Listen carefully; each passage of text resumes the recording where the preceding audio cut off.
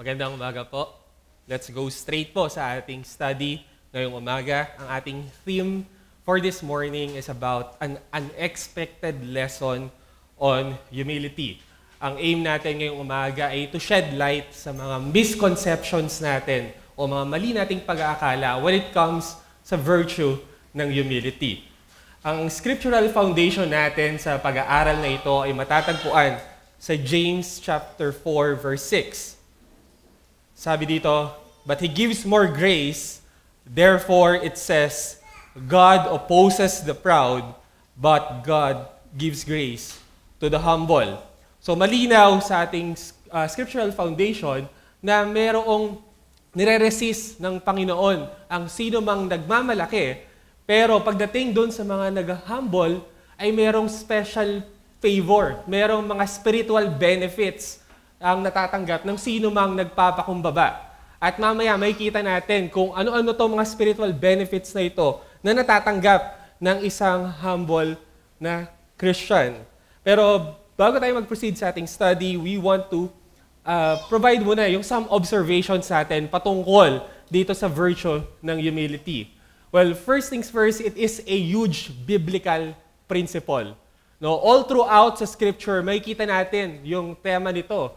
At ninipis ang Bible natin kung pipilasin natin ang lahat ng mga pahina na may patungkol dito. And secondly, sa New Testament, actually it is the second most frequently taught character trait. No? Next to love ay pangalawa yung virtue ng humility. Sinabi ni St. Augustine na nung tinanong siya, ano daw yung top 3 virtues ng Christian? No? Ang naging sagot niya ay humility, humility, and humility. Ganito kaimportante para sa isang Kristiyano yung na mag-possess ng ganitong trait. And even si Andrew Murray, sinabi niya na ito yung first duty and the highest virtue of the Creator. Sinabi niya na at the core ng lahat ng virtue, ng Christian virtues, ay nandoon yung humility. Kung paano yung pride, di ba?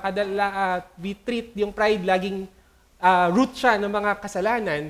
Well, yung opposite naman is yung humility naman ay nasa ilalim ng lahat ng mga Christian virtues. At sinabi rin ni John Newton na it's the highest attainment in the school of Christ. Ito daw yung pinaka-topmost lesson sa buhay ng Kristiyano. Kung paanong ang mais, di ba? Kapag ang mais ay nahihinog na siya, mentras nahihinog ang mais ay lalo siyang nag-i-stoop down. So, the same way sa Christian na nagmamature ay lalo siyang mas nagiging humble. Pero, mapapansin natin na we seldom talk about humility. No? Bihira na ituturo ang subject na ito. Why? Because this is very intimidating. Alam natin na ang humility is an area where we are so aware of our failures and our shortcomings. Bakit? Kasi yung humility may paradox dito eh. Mentras na ma-discover mo siya, parang somehow mawawala siya sa iyo eh. And then mentras na pinofokusan mo masyado yung humility, mas nagto-turn ito into pride, which is the very opposite. 'Di ba? Pag masyado natin pinofokusan yung humility, napaka-thin nung line at pwede siyang maging pride. And then thirdly, ito yung virtue na maraming may gustong makamit. Pero pag nakamit na, walang nakiklaim. Kasi the moment daw na i-claim mo yan, it is forfeited na. So it's very understandable na may intimidation pagdating sa topic na ito. Pero hindi excuse na hindi natin siya pag-usapan because again, napaka-vocal ng scripture pagdating sa trait na to. Sabi ni Tim Keller, humility is so shy. If you begin talking about it, it lives. Napaka-mahiyain ng humility na kapag pinag-usapan na at na-emphasize na masyado, ay nawawala daw ito.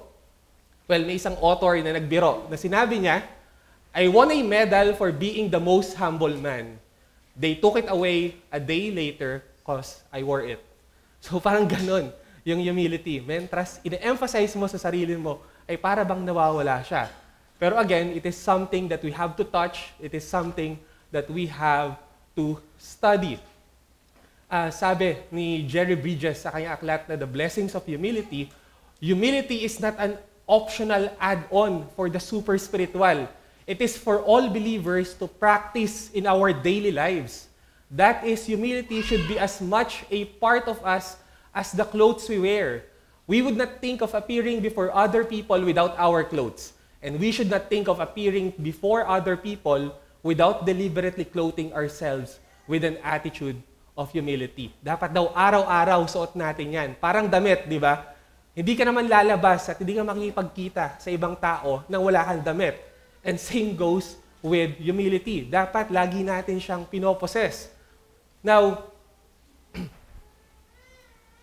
how to wear it daily? Well, upon my study, I have discovered na may isang pinaka-practical at the best way para isuot natin lagi yung humility. It is by constantly acknowledging that we are a creature, a sinner, and a saint. No? Paano? Because pag alam natin lagi, alam natin na we are a creature, di ba? It is very humbling na malaman na hindi ka pala yung creator. And you are entirely dependent. The breath that you are taking ay galing sa isang Diyos. Alam niyo, yung humility nagsisimula yan by bowing down sa Panginoon. No? Ang humility nagsisimula siya sa recognition na hindi ikaw ang creator. So it's very humbling at very imperative na lagi nating isipin that we are only a creature. Diba? Sinabi sa Genesis 1 verse 27, so God created man in His own image. In the image of God, He created him. Male and female, He created them. So hindi man created man. It is God who created us. Then secondly, kailangan lagi nating tandaan that we are a sinner. No? Magiging humble tayo kasi alam natin that we are rebels. Lagi tayo nagpo-fall short sa glory ng Panginoon. No, we miss the mark and we deserve the wrath of God. Sinabi sa Romans 3 verse 23, for all have sinned and fall short of the glory of God. And then thirdly, kailangan i-remember din natin that we are saint. No, in a sense na hindi natin naligtas yung sarili natin. It is by the sheer grace of God. No? It is not because of the works that we have done. Kaya nga, di ba, napaka-particular nung nasa Ephesians 2 verse 8 to 9. For by grace you have been saved through faith, and this is not your own doing. It is the gift of God, not a result of works, para daw, bakit? So that no one may boast. Kaya nga may warning tayo dito. Kailangan lagi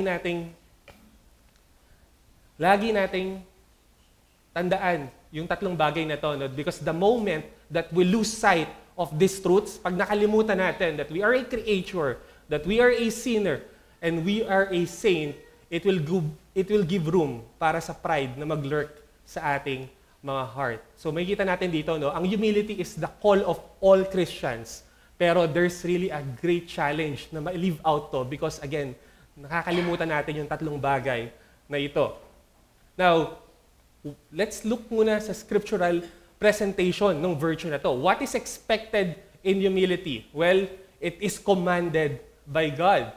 Sa 2 Chronicles 7 verse 14, if my people who are called by my name humble themselves and pray and seek my face and turn from their wicked ways, then I will hear from heaven and will forgive their sin and heal their land. Secondly, sa Ephesians 4 verse 1 to 2, I therefore, a prisoner for the Lord, urge you to walk in a manner worthy of the calling to which you have been called, with all humility and gentleness. Sa Colossians 3 verse 12 to 13, put on then, as God's chosen ones, holy and beloved, compassionate hearts, kindness, humility, and meekness. And then sa James 4 verse 9 to 10, humble yourselves in the sight of the Lord, and He shall lift you up. And then lastly sa 1 Peter 5 verse 5 to 7, likewise, you who are younger, be subject to the elders, clothe yourselves, all of you, with humility toward one another. For God opposes the proud, but gives grace to the humble. Humble yourselves, therefore, under the mighty hand of God, so that at the proper time He may exalt you, casting all your anxieties on Him, because He cares for you. So it's very clear dito, no, na we are commanded as Christian that we have to humble ourselves. Pero we have to take note that though we are commanded by God to be humble, we cannot achieve it without the divine help at initiative ng Panginoon. Sabi ni Wilhelmus Brackel sa kanyang book na Christian's Reasonable Service, sinabi niya dito that God is the moving cause of humility. Kasi by nature, alam natin, lahat ng fabrics at fibers natin ay kontra sa pagiging humble. Diba? Yun lang yung sinasabi niya dito. And then si David Mathis, maganda yung book niya na Humbled. Naging particular siya. In what way daw tayo hinahumble ng Panginoon? Sabi dito, we humans are not the drivers of our own humility. Our God designs the humbling way in which He forges the virtue of humility. He takes the initiative. He acts first. Our humility happens on His terms. He sees, He knows, He moves with sovereign, omnipotent, meticulous care. No, ang ibig sabihin lang niya dyan, dinahumble tayo ng Panginoon sa pamamagitan ng mga humbling providences. No, nilalagay niya tayo sa mga sitwasyon kung saan we have two choices. Will you humble yourself or embrace God's humbling hand, or will you try to fight back? No, ang point lang natin dito, we are in utter need of God's grace. Biyaya lang ng Diyos para makapagpakumbaba tayo. And then secondly, there are humble people in the biblical narrative. Well, makikita natin, may dalawa akong nilagay na example dyan. The first one is si John the Baptist. We know na napaka-unique ng role ni John the Baptist, no, sa redemption plan ng Panginoon. And we know na sa ministry niya, nakapag-incur siya ng maraming followers, nagkaroon siya ng following. No? Somehow, naging relevant talaga si John the Baptist during that time. Pero mapapansin natin yung humility niya. Kasi he understand na everything daw na meron siya ay entrusted by God at dapat gamitin niya sa purpose at glory ng Panginoon. Anong sabi niya? No, nung sinabi, lumapit sa kanya yung mga followers niya at binalita na marami ng following, nag-wane na yung popularity niya because of Christ. Sabi niya, John answered, a person cannot receive even one thing unless it is given him from heaven. So sinasabi niya yung ministry niya, yung gifts, yung abilities niya, lahat yun galing sa Diyos. And I think that's very instructive sa ating lahat, no? That we have to possess this kind of consciousness na dapat alam natin na galing sa Panginoon ang lahat. And I think that will keep us grounded. Then secondly, he was careful not to claim more for himself than he actually deserved. And he eagerly pointed people to Christ. No? Napagkalamalan siya na Messiah. Pero anong sinabi niya? You yourselves bear me witness that I said, I am not the Christ, but I have been sent before Him. I think one of the things na makikita natin dito, no, na ang humility is, just embracing kung sino ka talaga. No? Hindi siya nag-pretend, hindi niya kinuha yung isang identity na hindi naman sa kanya. And I think that's when pride comes in, no, sa mga ganong situation. Pero ito, nakita natin, hindi niya sinabi, hindi niya claim yung hindi naman talaga niya identity. And secondly, makikita natin na pinupoint niya yung mga tao kay Kristo. Lagi sa John 3 verse 28, he preached saying, after me comes he who is mightier than I, the strap of whose sandals I am not worthy to stoop down and untie. I have baptized you with water, but he will baptize you with the Holy Spirit. Sabi pa niya sa John 1 verse 39, the next day he saw Jesus coming toward him and said, behold, the Lamb of God who takes away the sin of the world. So pwede nating sabihin na ang isa palang sign ng humility ay yung pag-point natin kay Kristo imbes na sa sarili natin. No? Kitang-kita natin, very apparent yan sa life ni John the Baptist. And ito, listen to this, no? His honor had to recede into the background in light of the greater glory of Christ. Nakita natin yung humility niya, no? Nung handa siyang mag-step aside, handa siyang mag-get out of the picture, no? Mawala siya para lang ma-highlight yung glory ni Kristo. John 3 verse 30, He must increase, but I must decrease. So as a result ng humility niya, tignan niyo to, he was exalted by God. In what way? Basahin natin yung sa Matthew 11 verse 11. Sabi ng Panginoong Jesus dito, truly I say to you, among those born of woman, there has arisen no one greater than John the Baptist. So makikita natin dito, no, yung mga nagpapakababa, totoo talaga, nililift up talaga ng Panginoon. And then of course, hindi natin pwedeng hindi i-mention because He is the ultimate standard of humility. Our Lord Jesus Christ. No? Siya yung pinaka-example talaga for biblical humility. At sinabi niya sa Matthew 11 verse 29, kung gusto nating matuto ng kababaan ng loob, we have to learn from Him because He is meek and lowly in heart. Now, makikita natin yung humility sa details ng incarnation. No? Makikita natin dito na pwede naman na bumaba siya dito ng full grown na, pero pinili niya na maging baby. Secondly, He could have at least been born in a palace, pero pinili niya ay isang manger. Thirdly, pwede naman siyang ipanganak na rich, or pwede naman siya maging prince, no? Pero he was born into poverty at naging pa siyang carpenter. And then, fourthly, no, sinabi dito, he could have been born in a city. Pwede naman siyang maborn sa mga mga urban areas, pero mas pinili niya yung liblib na lugar ng Bethlehem. Kaya ang sabi sa John 1 verse 10, He was in the world and the world was made through Him, yet the world did not know Him. Kasi nga, hindi naging engrande, hindi masyadong pinili ng Diyos yung revealing na way. Kaya nga meron tayong makikita dito, no? Maganda yung sinabi ni Gavin Ortland, no? Nung nag-ponder siya sa humility ni Christ sa incarnation, ito yung sinabi niya, when I contemplate the unpretentiousness of the gospel, I am ashamed of times I try to be noticed. Who am I to draw attention to myself when God Himself took the hidden road? Di ba? Ang Diyos, hindi niya pinili yung engrande or hindi siya nagpakita or kumbaga hindi niya ni-reveal or hindi niya gusto na mapunta sa kanya attention or ma-notice siya.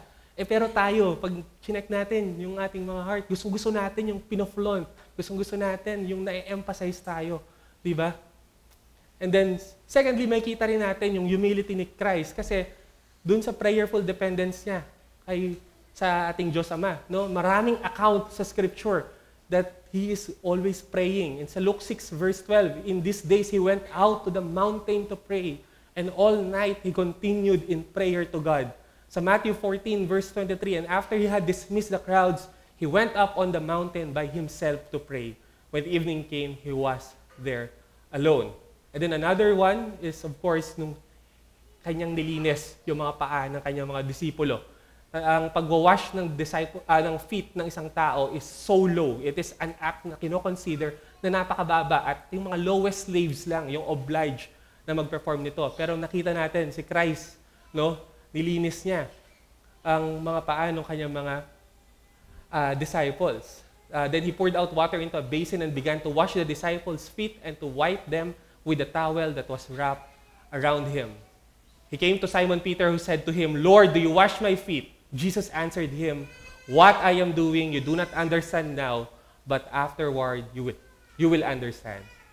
And then, of course, ang pinaka-apex at ang pinaka-supreme act ng humility, makikita natin dun sa account, sa hymn ni Christ na sinasabi no, sa Philippians 2 verse 5 to 8. Have this mind among yourselves, which is yours in Christ Jesus, who though He was in the form of God, did not count equality with God a thing to be grasped, but emptied Himself by taking the form of a servant, being born in the likeness of man, and being found in human form, He humbled Himself by becoming obedient to the point of death, even death on a cross.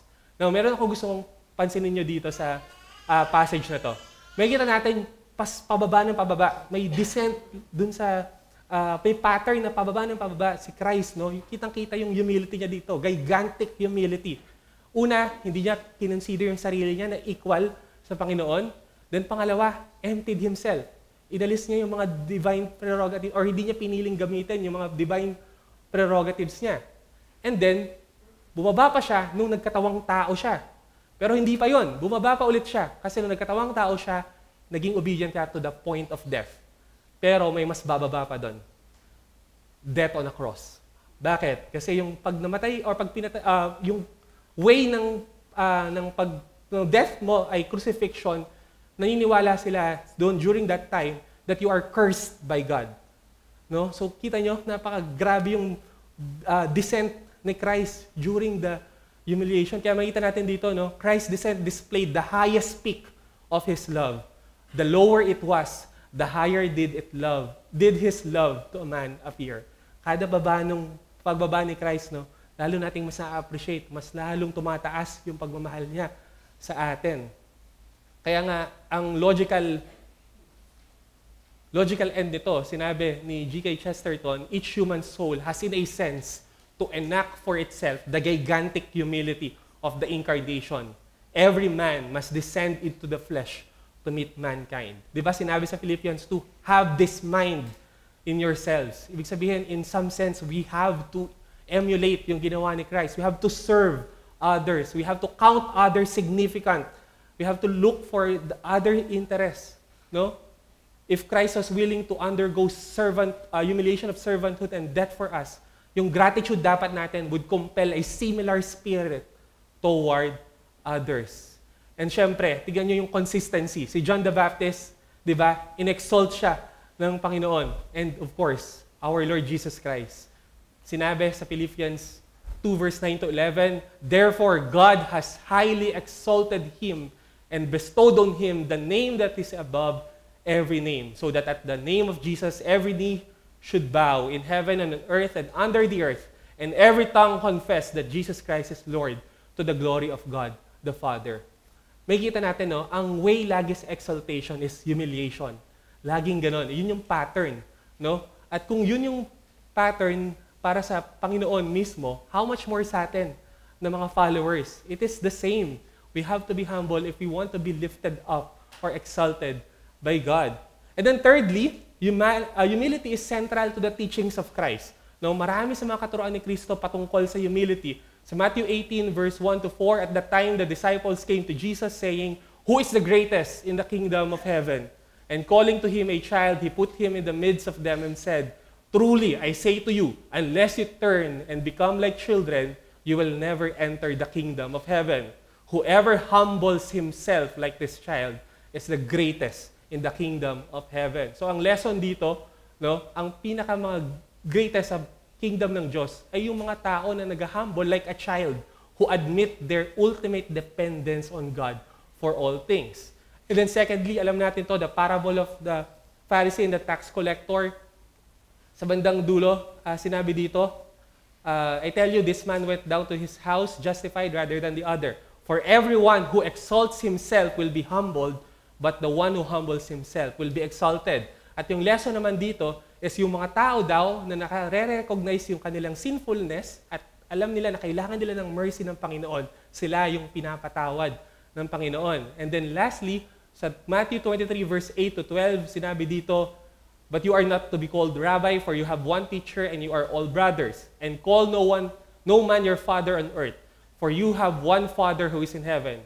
Neither be called instructors, for you have one instructor, the Christ. The greatest among you shall be your servant.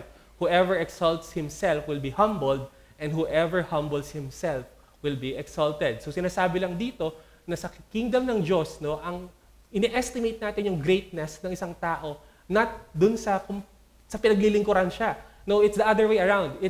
We see the greatness by how we serve and honor others. And then lastly, may kita natin, no, sa scripture, humility is most advantageous. Napakadaming text sa scripture na sinasabi na may reward at maganda talaga ang humility. May blessing. Sabi sa Job 22 verse 29, "For when they are humbled, you say it is because of pride, but He saves the lowly."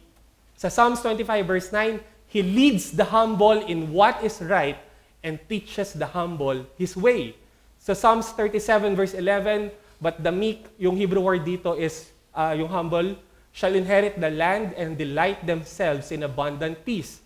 So Psalms 22 verse 26, "The afflicted shall eat and be satisfied. Those who seek Him shall praise the Lord." So Psalms 136 verse 23, "It is He who remembered us in our low estate, for His steadfast love endures forever." Psalms 138 verse 6, "For though the Lord is high, He regards the lowly." And then sa Psalms 147 verse 6, "The Lord lifts up the humble." Psalms 149 verse 4, "For the Lord takes pleasure in His people. He adorns the humble with salvation." Proverbs 3 verse 34, "Toward the scorners He is scornful, but to the humble He gives favor." Proverbs 11 verse 2, "When pride comes, then comes disgrace, but with the humble is wisdom." So on and so forth. No? Napakadaming scriptural passages at mga texts na nagsasabi na beneficial, no? May blessing sa pagiging humble. Now, let's go naman dun sa mga hindi natin ine-expect when it comes to humility. Well, the first one is, humility is not hiding your talents or abilities. Diba? We are under the impression na kapag humble tayo, hindi natin papagamit yung talent natin or hindi natin gagawin yung isang bagay or what. But it's the other, hindi talaga siya act of humility. No? Sabi sa The Screwtape Letters ni C.S. Lewis, sabi dito, the enemy, God, wants to bring the man to a state of mind in which he could design the best cathedral in the world and know it to be the best and rejoice in the fact without being any more or otherwise glad at having done it than he would be if it had been done by another. The enemy wants him in the end to be so free from any bias in his own favor that he can rejoice in his own talents as frankly and gratefully as in his neighbor's talents. Yan daw ang gusto ng Diyos, yung maging masaya tayo at i-cultivate natin yung mga God-given talents and abilities na binigay sa atin ng Panginoon. Hindi humility yung tanggihan o hindi natin gawin kung alam naman natin that we are gifted by God for such particular task. No? Sinabi pa ni Charles Hodge sa isang commentary niya, Christian humility does not consist in denying what there is of good in us, but in an abiding sense of ill desert and the consciousness that we have of good is due to the grace of God. No? Ang humility, hindi mo i-deny kung ano yung maganda at yung kaya mo. No? Ito ay yung abiding sense na may acknowledgement ka, may consciousness ka na biyaya ng Diyos, kaya mo siya nagagawa. Kung paano si LeBron James, no? Magaling siyang mag-basketball, pero pwede yung gawin yon at pasalamatan niya yung coach niya na nag-train sa kanya. In the same way, tayo rin. Kung meron tayong gift or talent or ability, we just have to have this kind of consciousness na galing sa Panginoon to. Kasi sabi sa 1 Corinthians 4 verse 7, what do you have that you did not receive? Sa James 1 verse 17, every good gift and every perfect gift is from above. No? Ito ay bigay sa atin ng Panginoon. And we have to cultivate it. Now, secondly, ang humility is not self-hatred, self-neglect, or self-punishment. No? We have this idea na, di ba, we have to constantly attack ourselves na para lang maipakita natin na we are humble. Pero hindi siya totoo. Kasi sa Mark 12 verse 31, the command is, you shall love your neighbor as yourself. Hindi, you have to hate yourself. No? At sinabi rin ni Tim Keller, no? A truly gospel-humble person is not a self-hating person or a self-loving person, but a gospel-humble person. The truly gospel-humble person is a self-forgetful person whose ego is just like his or her toes. It just works. It does not draw attention to itself. The toes just work. The ego just works. Neither draws attention to itself. So ang sinasabi niya dito, no, hindi ang isang totoong humble, hindi niya kailangan na atakihin yung sarili niya. He's a self-forgetful person na hindi niya maiisip na atakihin yung sarili niya kasi nga sobrang selfless siya. No? Kung paano ang isang toe, nandyan lang siya. Hindi naman siya nagdodraw ng attention sa sarili niya. And then, ang humility is also not a sign of weakness. I believe we all have this idea, no, na kapag parang you have a battle, parang ayaw mong kasama sa side mo or sa team mo yung mga humble na mga tao kasi may hina or what. Pero hindi. May kita natin sa 2 Corinthians 12 verse 10. Kahit sa humbling circumstances, sabi ni Paul, for the sake of Christ, then I am content with weaknesses, insults, hardships, persecutions, and calamities. For when I am weak, then I am strong. Ibig sabihin, may strength sa mga humbling na circumstances. So, hindi totoo na mahina yung mga mapagkumbaba. And listen to this. Ang ganda ng sinabi ni Gavin Ortland. Humility actually breeds strength and resilience because it frees us from the restricting needs of the ego. The need to be in charge, the need to look good, the need to defend ourselves, and so on. Humble people are often marked by a healthy ability to speak their minds on a given subject. They are not distracted by the burdens of constant self-regard or self-assessment. Ang sinasabi niya dito, yung mga humble na mga tao, yun talaga yung mga malalakas kasi malaya sila dun sa mga restricting needs ng ego. Hindi nila iniisip or wala sa kanila yung burden na kailangan they have to look good, they have to defend themselves, or so on and so forth. So it's the other way around. Malalakas yung mga taong humble. And then, listen to this. Number 4 is, humility is not necessarily to think low of ourselves.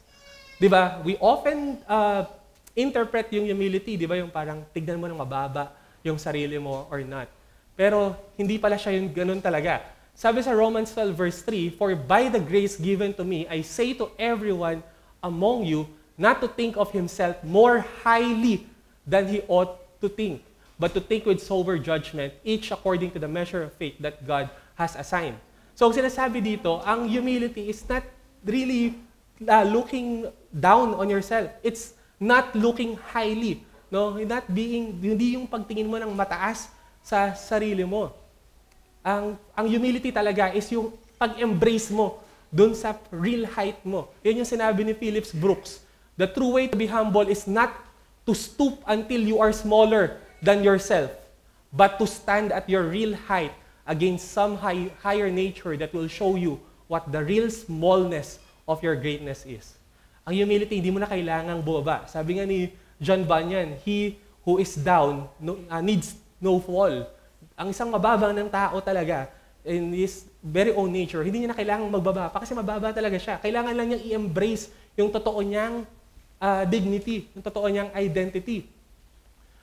Kaya ang point natin ito, humility is not about thinking low of ourselves, but not to think highly of ourselves. No? Kaya I think ang pinakamagandang naka-capture or naka-articulate ng concept na ito is C.S. Lewis when he said, true humility is not thinking less of yourself, but it is thinking of yourself less. No? Ang totoong pagpapakumbaba ay hindi yung pagtingin mo ng mababa sa sarili mo, pero yung hindi mo pag-iisip sa sarili mo at all. Yun yung totoong measure ng humility. Sinabi niya dito na kapag daw nakausap mo yung totoong humble na person, hindi daw sasabihin niya na I am nobody, I'm just a worm, ganyan like that. Pagkausap mo daw yung totoong humble person, ma-allure or maano ka daw na ang mapapansin mo sa kanya, yung meron siyang real interest sa sinasabi mo. Ibig sabihin, hindi niya nakikita yung sarili niya. As in, totally wala sa picture. As in, hindi niya kinoconsider yung sarili niya. Makikita mo lahat patungkol sa'yo. Nakikinig lang siya sa'yo. Yun daw yung totoo ng mga humble person.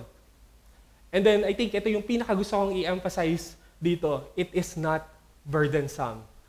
I think, katulad ko kayo na meron tayong idea na kapag ang nag-humble down tayo, it is something like parang pupunta tayo sa dentista or parang magbabayad tayo ng bills, magbabayad tayo ng kuryente. Di ba? Parang ang bigat. Parang it is something na very difficult na gawin natin. Pero may kita natin,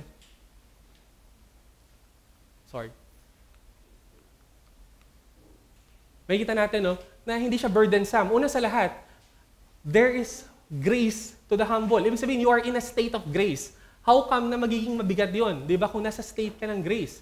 And then, kung mapapansin nyo sa Beatitudes, no, sabi ni Jerry Bridges, at the core of all the Beatitudes, merong element ng humility dyan. Sabi niya, blessed are the poor in spirit, those who mourn, those who are meek, those who hunger and thirst for righteousness, those are na merciful, pure in heart, peacemakers, persecuted for righteousness' sake, blessed are you when others revile you. Lahat yan sa Beatitudes, meron niyang element ng humility.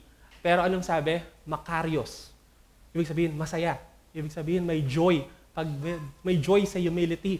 No? Yun yung gusto nating i-point out dito. Hindi mabigat ang pagiging humble. Tignan nyo kung paano siya i-describe ng mga theologians at saka ng ibang mga Christians. No? Sabi nila, there's nothing more relaxing than humility. Sabi ni C.S. Lewis, humility is like yung nasa disyerto ka at bila kang uminom ng malamig na tubig. Sobrang yung relief na dala nun, di ba? Imagine. Si Gavin Ortland, sabi niya, humility is restorative and normalizing. It is like oxygen. Yung parang kapag, di ba, yung ramdam mo na relief pag nakahinga ka, ganun daw yung humility. It is for your soul what a good night's sleep it is for your body. We think humility is an impossible burden, but in reality, it is as light as a feather, magaan, at merong kasiyahan pagdating sa humility. Even Augustine, sabi niya, sa humility, na-exalt daw yung heart niya. Si Jonathan Edwards, sabi niya, merong sweet experience sa humility. Pero bakit ba nila nasabi to? Well, gamitin muna natin yung isang part ng novel ni J.R.R. Tolkien, yung The Hobbit. Doon sa final scene nito, merong conversation si Gandalf at saka si Bilbo. Sabi ito, "Then the prophecies of the old songs have turned out to be true after a fashion," said Bilbo. "Of course," said Gandalf, "and why should not they prove true? Surely you don't disbelieve the prophecies because you had a hand in bringing them about yourself. You don't really suppose, do you, that all our adventures and escapes were managed by mere luck, just for your sole benefit? You are a very fine person, Mr. Baggins, and I'm very fond of you." Listen to this. Sabi niya, "But you are only quite a little fellow in a wide world after all." Tapos tingnan yung naging response si Bilbo. "Thank goodness," said Bilbo laughing and handed him the tobacco jar. Ito yung sinasabi nating joy, no? Yung malaman mo na maliit ka lang pala sa malaking mundo na to. And thank God, hindi pala ako yung Diyos, hindi ko kailangan ma-burden because I'm just a little fellow in this wide world after all. Sabi ni Gavin Ortland, it is the sense of the relief of humility, not needing to be a big deal. One way to think of humility is just embracing life as a creature, embracing life as finite, recognizing your limitations, not needing to be something that you are not. And there's just something about that is so relaxing and so calming. Being a big deal is a burden, but humility in contrast means you don't interpret everything in relation to yourself, and you don't need to. It is the death of the narrow, suffocating filter of self-referentiality. Diba? May ganun tayong nararamdaman, diba? Na parang sobrang akala natin lahat patungkol sa atin, the conversations and everything, diba? Pero hindi ka makahinga. Pero sa totoo ang humility, mawawala yung self-referentiality mo, no? Na hindi pala patungkol sa iyo lahat. Hindi pala kumbaga, wala ka talaga doon sa picture and you are at rest knowing that. It is the nourishing coming acceptance that you have a small place in a much larger story, that your life is being guided by something far bigger than your plans or controls. Humility is the joy of embracing life as it means to be lived. Humility is accepting Gandalf's rebuke that you are only quite a little fellow in a wide world after all, and responding like Bilbo with relief and laughter. We are just tiny people in a vast world. Thank God, maliit lang pala tayo. Hindi pala tayo big deal. No? Diba, I don't know kung nag-gasp nyo yung relief na malaman, yung gantong katotohanan. Sabi ni C.S. Lewis, no?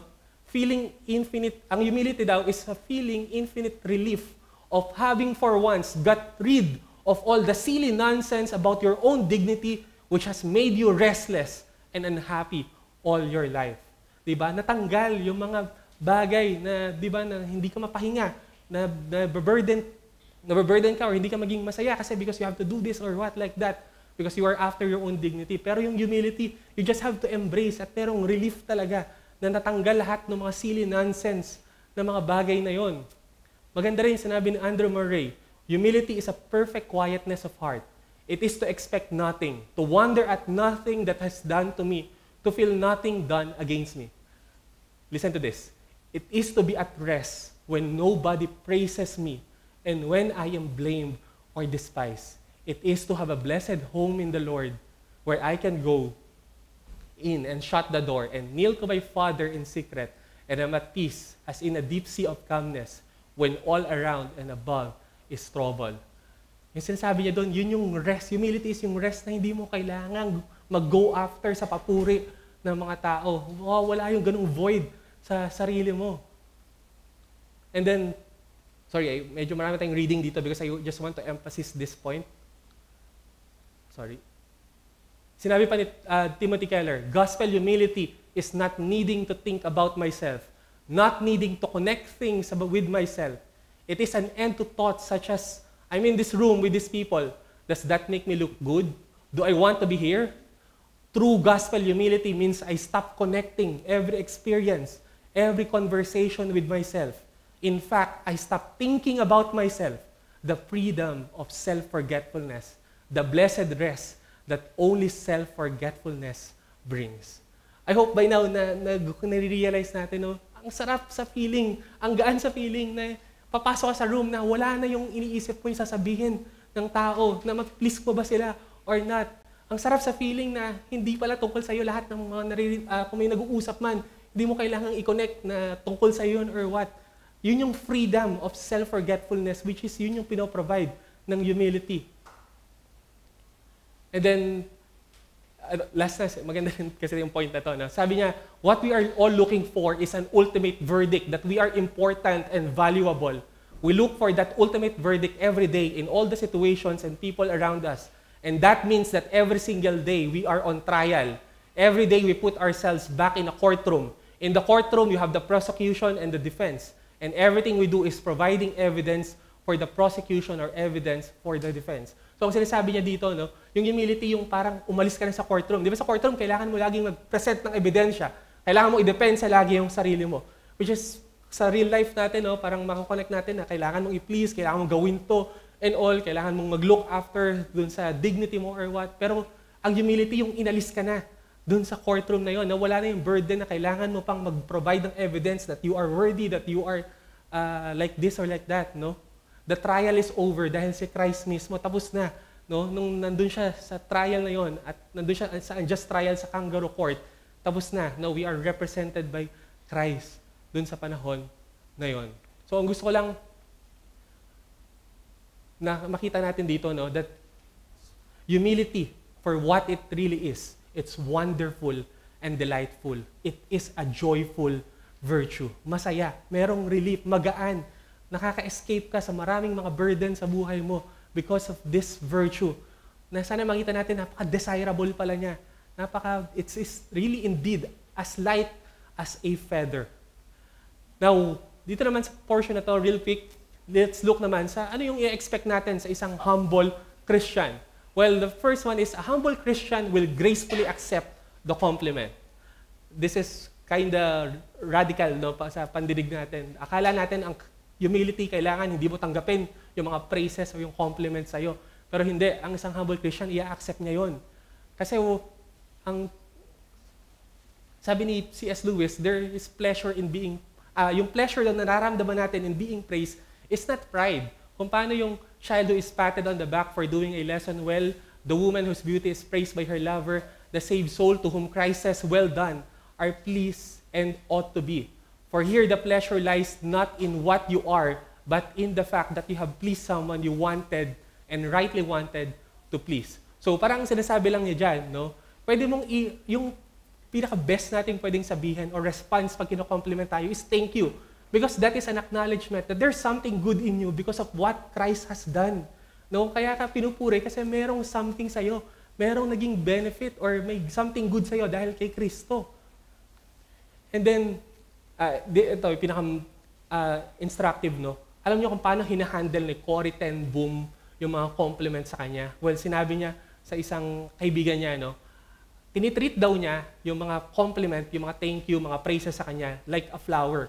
So, lahat daw tinatanggap niya. Lahat ng mga nag-thank you sa kanya, iniipon daw niya yung mga thank you na yon. And then, sa gabi, bago siya matulog, magdadasal siya at ililay down daw niya lahat ng naipon niya ng mga bulaklak, lahat ng mga praises sa Panginoon. Sasabihin niya, thank you Lord for letting me smell the flowers. They all belong to you. Di ba? Parang sobrang ang ganda nun. Ibig sabihin, pwede pala nating i-accept, pero at the end of the day, we have to ultimately, sa Diyos pa rin yung papure. Siya pa rin dapat yung ultimately mag-glorify. And then secondly, a humble Christian will take real interest in listening to what others are saying. Ito yung sinasabi kanina ni C.S. Lewis, no? Pagkatapos daw makausap yung humble person, mararamdaman mo daw na sobrang gaan. Kasi daw, nailabas mo lahat. No? Parang nakinig talaga siya sa'yo. Wala siyang sinabi patungkol sa sarili niya. Ganun daw yung pinaka parang acid test ng isang totoong humble na person. At ang baseline question, pag dinedetermine natin yung humility is, how well do I listen to others? Lahat ng theologians nag-agree na ang pinaka-acid test ng humility ay kung paano ka nakikinig sa sinasabi ng iba. And then thirdly, a humble Christian will admit that his critics may be right.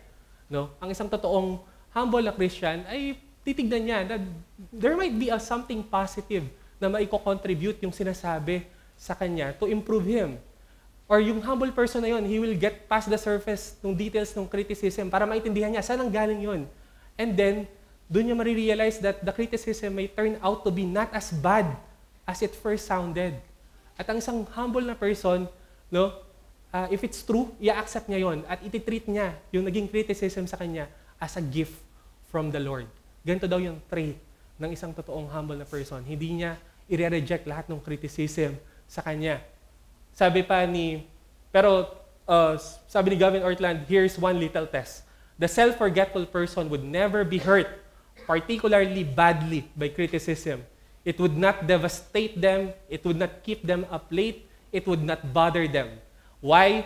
Because a person who is devastated by criticism is putting too much value on what other people think, on other people's opinions. The world tells the person who is thin-skinned and devastated by criticism to deal with it by saying, who cares what they think? I know what I think. So ang sinasabi lang dito, ang totoong humble na person, makakatulog siya sa gabi kahit narinig niya yung criticism na yun. Because after all, hindi naman talaga siya, kumbaga ganun siya ka-selfless, ganun siya self-forgetful. No? Hindi naman sa totally, nireject niya yun or what, but hindi ganun ka-big deal sa kanya.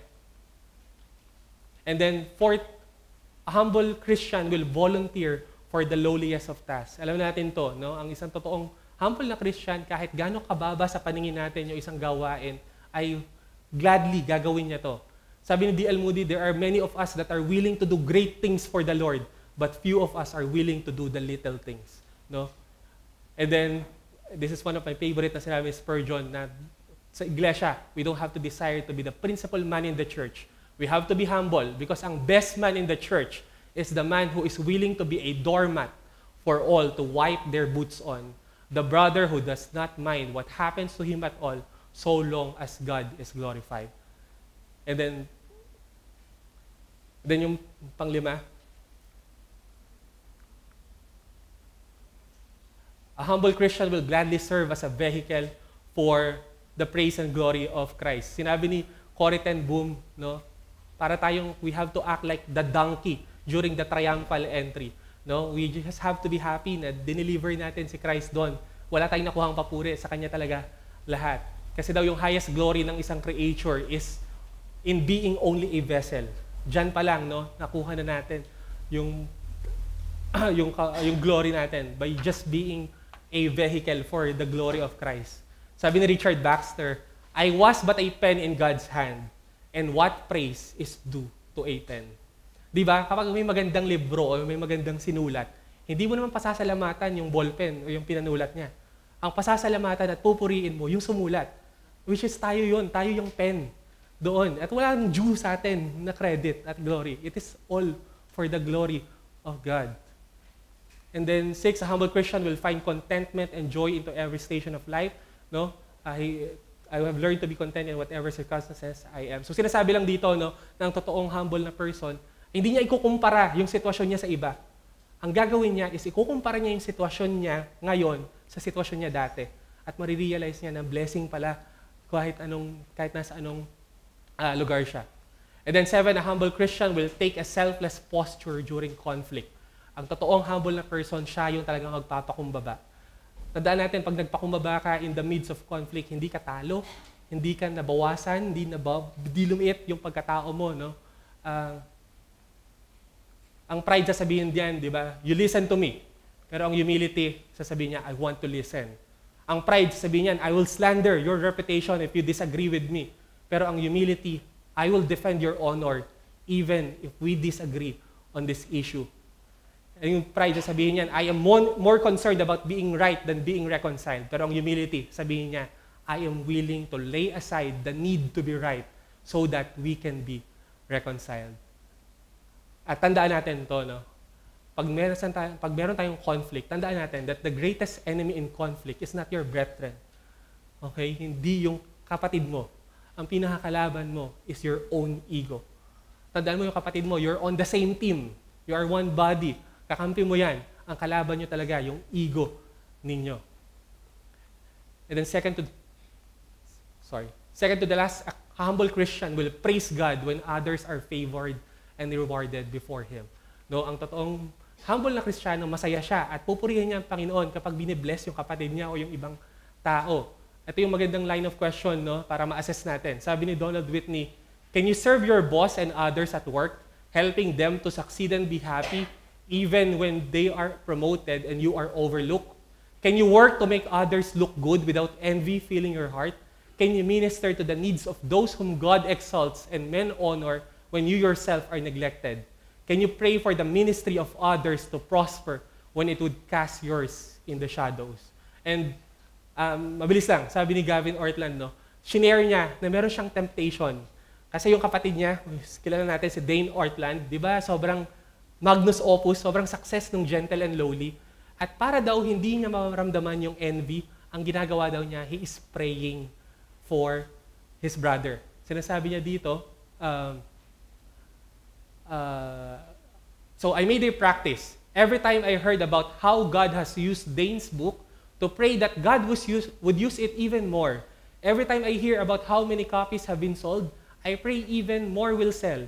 I pray that the book will keep on selling until every person on earth has 5 copies. And then we can start shipping them into outer space to bless the aliens.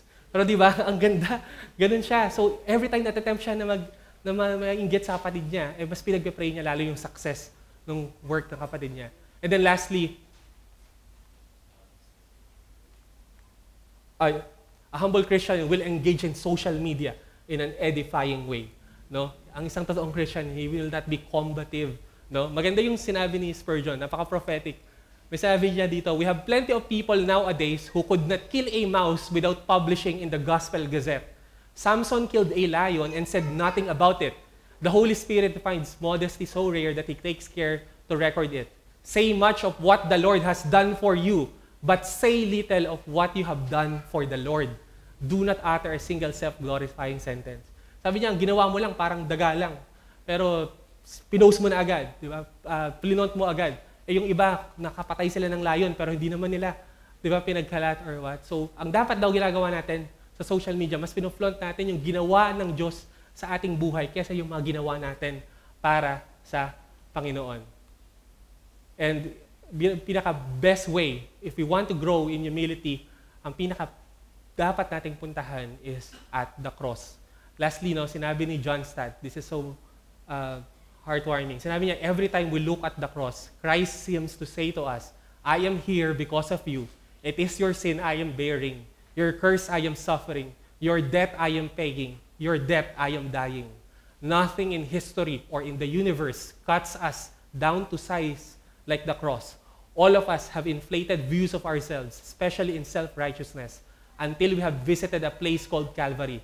It is there, at the foot of the cross, that we shrink to our true size. Kung gusto mo magsimula na maging humble, you have to visit this place more often because pride cannot live beneath the cross. So we have to visit Calvary ng mas madalas. Let us close in prayer. Our great Father, thank you so much for this study. Maraming salamat, Panginoon, for your word patungkol po din sa virtue. It's so intimidating. We know we made so little progress pagdating sa virtue na to, Panginoon. But now, Lord, ay talagang mas naging desirable ito sa amin. Mas gugustuhin namin na mapossess talaga ito. And Lord, we are acknowledging that we are in utter need of your grace in order for us to humble ourselves. So give us your grace, Panginoon. Maraming salamat. We ask this in Jesus' name. Amen.